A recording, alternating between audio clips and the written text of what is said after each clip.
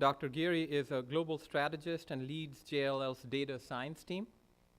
As a social scientist, Dr. Gearey is uniquely qualified to understand decision sciences, visualization, geospatial and location analytics, site selection, GIS technology, modeling, and business intelligence strategies.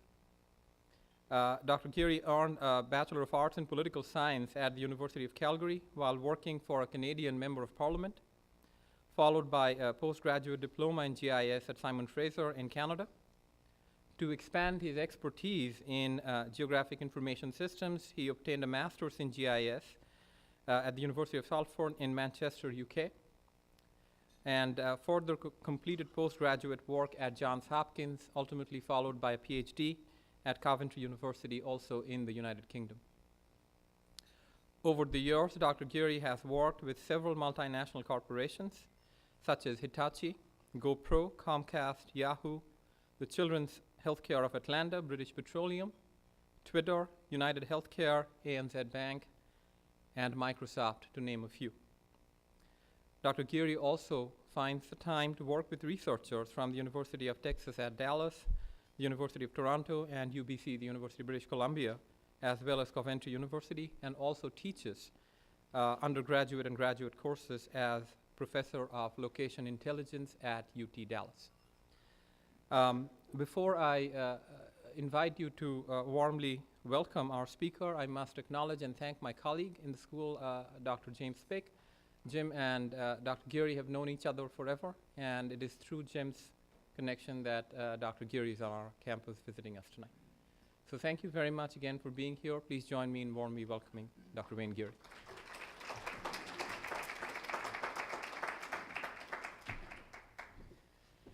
Wow, what an intro.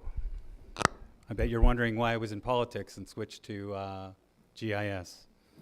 We didn't get elected again.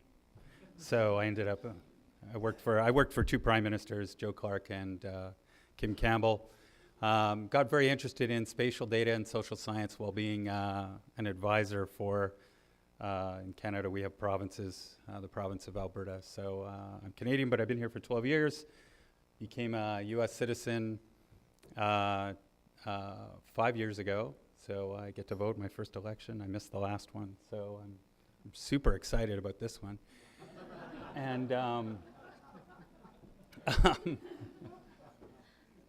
let me tell you about JLL. We're in a few places geographically, 71 countries. We really do everything. We manage buildings, we build buildings, we get involved in consulting about space. Oh no. You want to fix your, it's not my computer. Anyway, we manage buildings.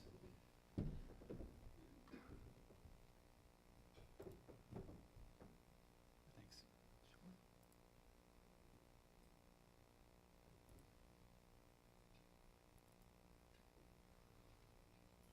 Ryan, everybody. Big hand. Hey, everyone. Ryan is, was a graduate from, is now a master's student at the University of Texas, and took my class in GIS in real estate and business, and now is working for us this year in a new position. Yeah. So yeah, we're everywhere you can think of in the world, and so we'll manage the Olympic Games. We did so in Beijing. We get involved in housing real estate, but not only in certain markets where we're involved with properties over $10 million. We manage the Empire State Building. We manage a lot of the public facilities around the country and in other countries, airports in Japan and around the world. So those are the kinds of things we do. I'm just going to talk about where I came from. So after a wonderful career in politics, I started working for local government because that was my expertise area in political science, and I got very interested in GIS, or Geographical Information Systems. And it's fairly straightforward. I worked with Autodesk, created this new kind of system around managing facility management, like stop signs, which helped the municipality save money.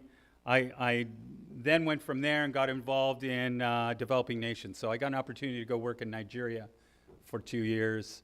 And I created a property tax system, delivered a survey in Lagos, and created this spatial system about tying down property, really, and the owners of property, which had never been done before. And so we created this system that was in partnership with the World Bank and created this program. I then volunteered to go to Santorini, Greece, because somebody asked me if I knew anything about archaeology, which I don't. And because I had gotten involved with doing more postgraduate work in geographical information systems, I was able to start tying in and create a 3D model of Santorini, where Akrotiri is, which I was working with volcanologists and archaeologists, and they think that that was the site where Atlantis was. And so I was a GPS person as well at the time, and we created this system that separated the layers, and we could predict where with ground penetrating radar, and that was in 1999 with this 3D model. And we built an actual physical model, and it's still in the museum in Santorini. So it was a cool holiday, and that's what geographers do on holidays.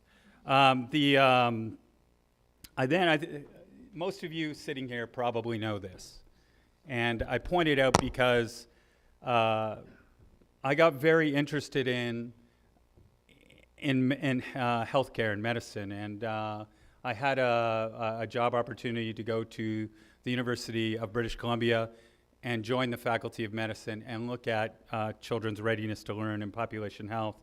And so, I've got fascinated with spatial epidemiology and generally health and geography, where we were really measuring children's readiness to learn and what were the vulnerabilities associated with that within the school system in and around the province of British Columbia.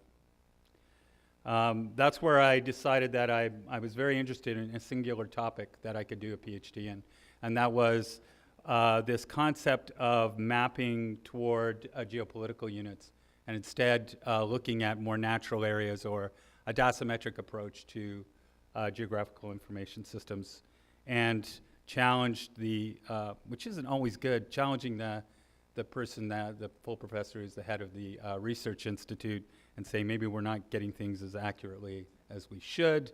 But he was very supportive and said, well, let's search for what the truth is with natural neighborhoods. So that was obviously all around location theory.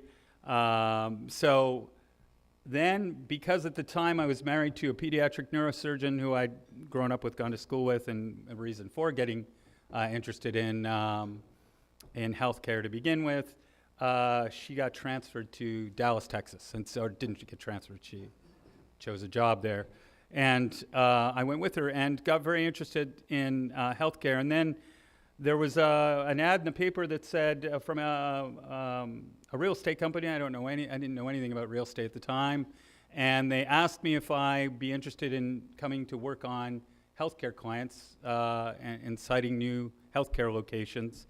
And I said yes.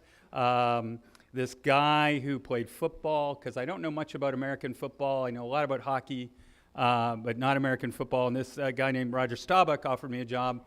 And so I started working there in this area of creating maps around the location of healthcare.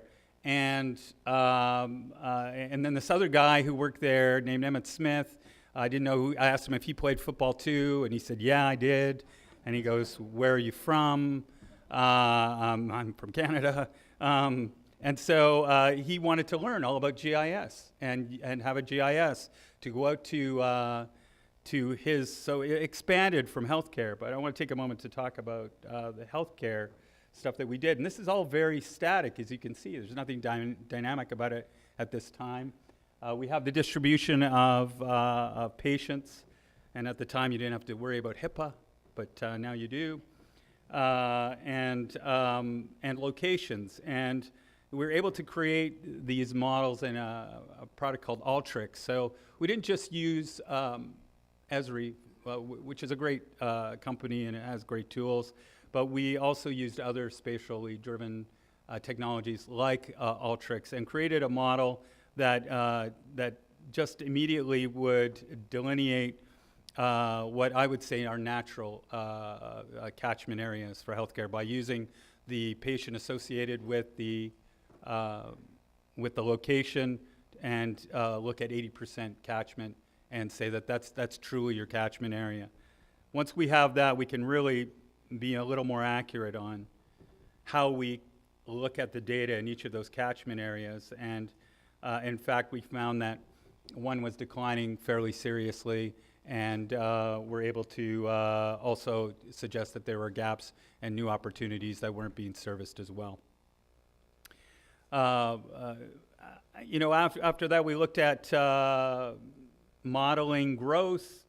We started to get away from healthcare, but so we're getting asked some interesting questions that were more advanced from just simple dots on maps and doing location allocation and running these models.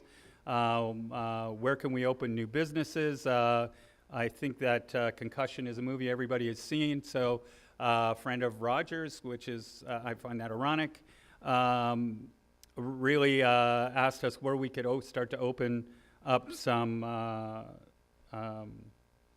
centers to deal with concussive injuries. And so this is what the model looked like, and I'm going to show you the difference and what technology can do today around a model like that in a little bit, but this is what we did at the time. Hey, this is the proposed model, multivariate. Here we'll classify the top markets the top 50 markets where we think you can open up a new center for dealing with these kind of concussive injuries. We're doing started to do micro and macro analysis in real estate. We're talking about larger geographies and then getting down into micro analysis within market. People are starting to take notice of what we're doing, so they asked me to participate in papers that focus on this particular one, observational measures of neighborhood factors. That's getting very micro around something I'm interested in, as I said in the beginning. And it starts to expand. We start to think about the business ecosystem. So you've got all these things playing with each other, and every time one of our customers asks us, where should we be? And we start to answer the questions, or what can I do about the fact that MetLife came to us and said, look, there was a tsunami and we need to know which one of our locations got wiped out. And we found that they called us in the middle of the night, and I got up my computer out in the middle of the night, and I was able to actually quickly download the image from Esri, which was put up within an hour, and make a determination which locations got wiped out. And then we started to talk about the problem with the nuclear reactors and what the risk might be around the nuclear reactors. So still doing this static type of analysis, and with the upcoming hurricane, I did a model and placed the buildings that we manage within that model, what we predicted based on the National Weather Service, what buildings might get flooded. We were right. 3 buildings were flooded because they fell in the flood zone. We were able to phone them 48 hours before it occurred and tell them that they need additional space if they don't want to get shut down. And so we helped them move out of it, and it was a good thing because the city was shut down for quite a while. we started to do work around labor analytics and take a look at markets in a micro way. So at this point, we really just started to do analytics with geographical information systems, and that brings us to about 4 years ago. And I've been in at JLL, which for the last 10 years, and we started to do 3D analysis. We started to do very micro analysis around growth and labor, and this is a labor model, but it utilized a geographical information system back end. There was no visualization system, but it still, we used Alteryx to run a model to make a determination around ranking markets with a multivariate model that told us, for example, where would you get the best tech talent for a call center. At this time, things are starting to change. And I think as we've seen in the last week, Maponics is purchased by Pitney Bowes. They're trying to compete against Esri by having the data that's in order to provide that full service. Companies are being purchased and bought up in 2013, and then Uber is making a lot of changes with Microsoft Bing's mapping assets. So there's acquisitions going on all over the place. Companies are popping up like Mapbox and CartoDB, and now Carto. People realize that geography and location are very intertwined, and the success is location intelligence, and location intelligence really is getting firms to the right location for operational and financial success. And I have been using that term for a long time, particularly since before KPMG came up with location analytics. And you can see everybody is now driving toward this large growing industry with a compound annual rate of growth of 14.5% and billions of dollars. However, so that said, let's look at our own firm. We are completely fragmented, not connected, not becoming digital. We have GIS in silos in 70 different countries. People are doing different things. So I think this is relevant. The technology thing is kind of complicated.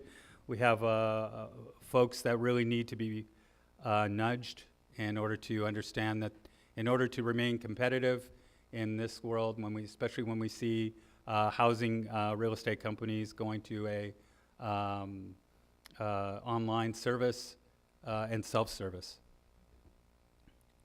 So again, executives and managers and clients bombarded with different types of technologies. Hey, look at my chart. It is an amazing chart. But I mean, and this is the problem. People use GIS technology, they use business intelligence technology, and they're not trained to be using it. And that's what makes all of you extremely important.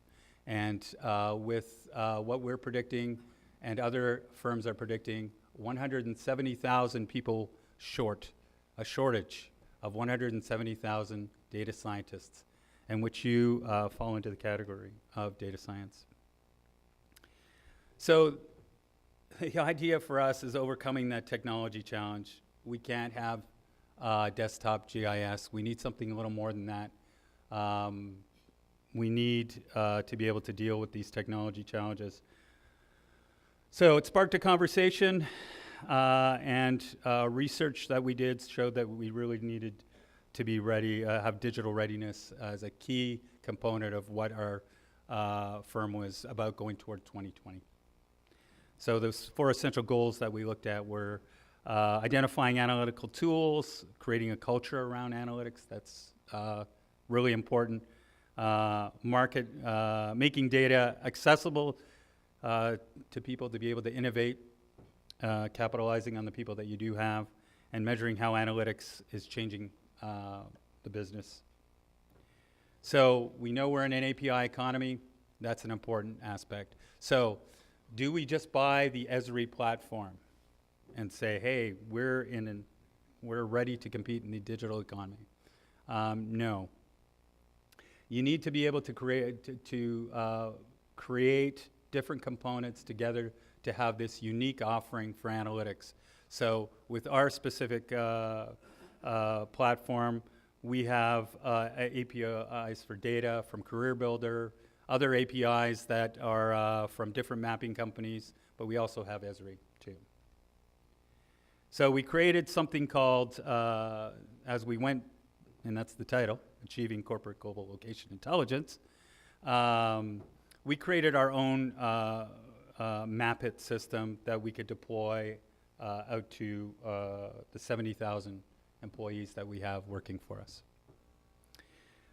We didn't do that. We just didn't do that. We